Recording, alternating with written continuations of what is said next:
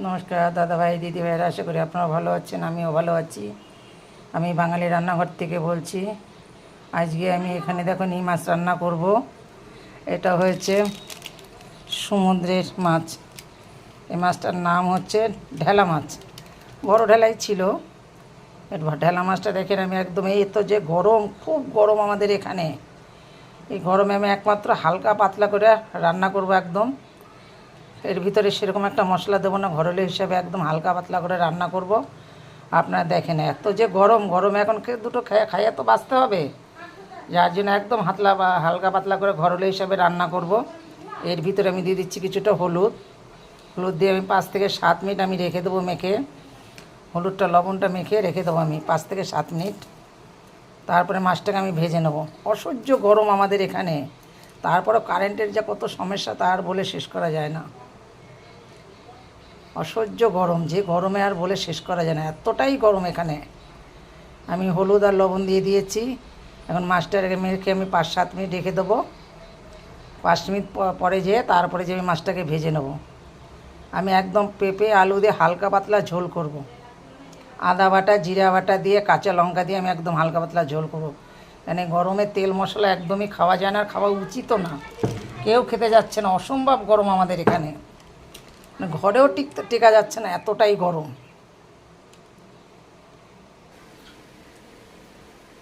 আমার তেলটা গরম হয়ে গেছে। আমি কিন্তু 1 খোলা মাছ ভেজে নিয়েছি। এখন আমার এই মাছ কটা 3 খোলায় ভাজতে হবে। এই যে মাছটাকে ভেজে নিচ্ছি। 1 খোলা আমি ভেজে রেখেছি, আরও 2 খোলা হবে। মাছটা আমি খুব কড়া করে ভাজবো না, একটু হালকা পাতলা করে ভাজবো।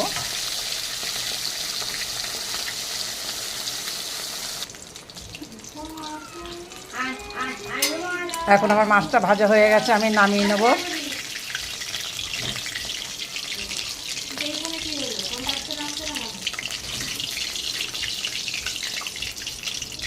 এই তেলটার ভিতরে আমি কিছুটা জিরা দিয়ে দেবো। এই অনেকটাই আমি জিরে দিয়েছি। জিরাটাকে আমি ভেজে নামিয়ে রাখবো। জিরাটা আমি সম্পূর্ণ আমি রান্নার ভিতর দেবো না, আমি কিছুটা নামিয়ে রাখবো জিরা। তেলে ভাজা জিরা।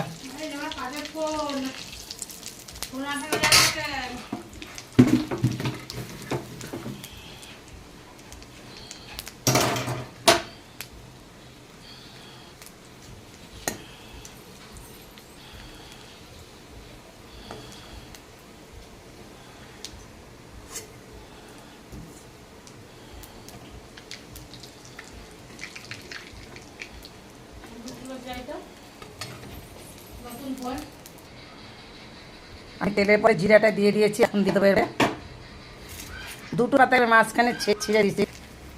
এরপরে আমি দিয়ে দেবো কিছুটা আদা বাটা।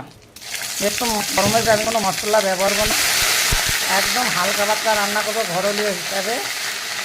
এর ভিতরে আমি দিয়ে দেবো কাঁচা লঙ্কা বাটা।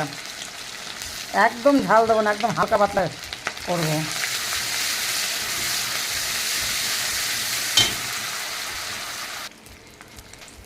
এখন আমার মশলা ভালো হয়ে গেছে। এর ভিতরে আমি দিয়ে দেবো, আমি কিন্তু তেলের পরে কিন্তু আলুটা ভাজবো না, একসঙ্গে আমি দিয়েছি কাঁচা পেঁপে আর আলু। আমি এখন এটাকে ভালো করে কষিয়ে নেব।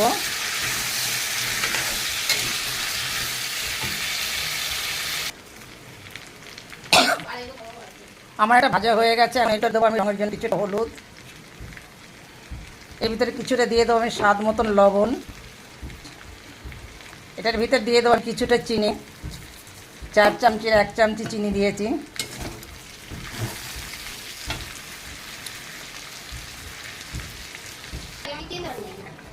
তরকারি কিন্তু এখন ফুটে উঠেছে। এখন আমি মাছ দিয়ে দেবো। আমি সম্পূর্ণ 1 কিলো মাছটা দিয়ে দিচ্ছি।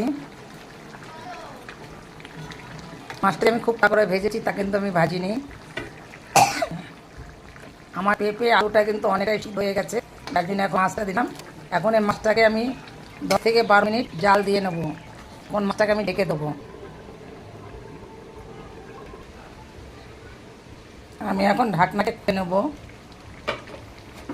এখন আমার দেখেন তরকারি কিন্তু আমার হয়ে গেছে। আমি সঙ্গে এখন একটু দিয়ে দেবো যে তেলের পরে আমি জিরাটা ভেজে রেখেছিলাম। তেলের পরে জিরাটা, শুধু জিরা, এর সঙ্গে আর কিছু দেইনি। সেই জিরাটাকে আমি পাট বেটে নিয়েছি জল দিয়ে, যে আমি একটা দোকান তরকারি বেশি আমি লাড়াচাড়া দেবো না। এখন তরকারিটা একদম হালকা করে আলু নেড়ে এই তরকারিটা নামিয়ে রাখবো। আপনারা এরকম ভাজা জিরা দিয়ে তেলের পরে জিরা ভেজে এরকম ভাজা দিয়ে আপনারা যে কোনো মাছের ঝোলে বা নিরামিষে দেবেন, করে খেয়ে দেখবেন এত সুন্দর একটা সেন্ট আসে, খুব সুন্দর লাগে।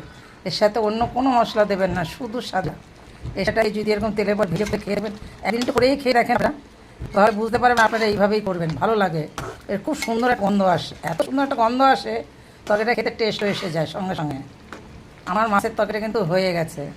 এত গরমের জন্য আমি একদম কাঁচা পেঁপে আর আলু দিয়ে জিরা বাটা কাঁচা লঙ্কা এবং একদম হালকা পাতা ঝোল করেছি। আর যে কোনো মশলা করে একদম আমাদের গ্রামের ঘরোয়া রান্না, এত সুন্দর রান্না হয়েছে। আপনারা আমার ভিডিওটা একটু দয়া করে দেখবেন, দেখলে আমি খুব খুশি হব। আমাকে একটা লাইক কমেন্ট করবেন। আপনাদের কাছে একটাই আমার অনুরোধ, আমার ভিডিওটা একটু দেখবেন, দেখে লাইক কমেন্টটা করবেন, তাতে আমি খুব খুশি হব।